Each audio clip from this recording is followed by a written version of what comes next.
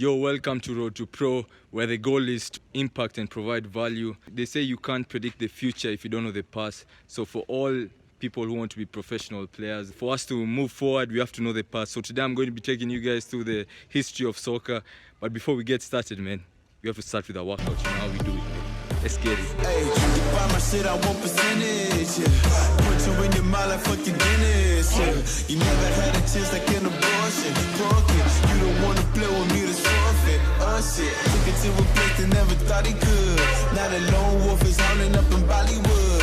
Now I got some confidence, they call me cocky. Put your fucking tiger in the eye, I feel like Rocky. I am untouchable, I cannot fuck with you. I do not follow rules, makes me uncomfortable. I got all this passion and desire, force my path with the fire, never pass. Woo!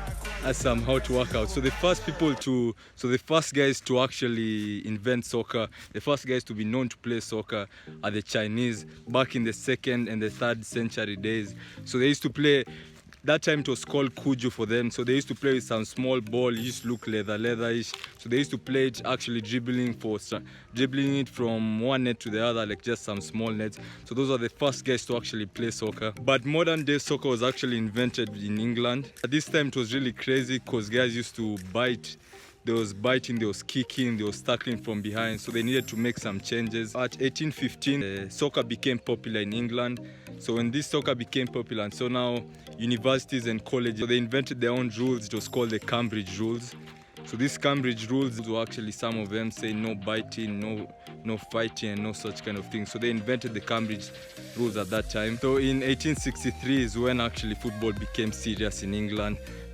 11 representatives from 11 clubs in England came together, and when they actually came together, they came together to form an association called the Football Association, and they made a book called actually the Football Association Group book. And this book was actually supposed to say the rules of no biting, no crazy stuff happening in the field. Then after, FIFA was formed in 1904. In 1904, actually, FIFA was formed at that time.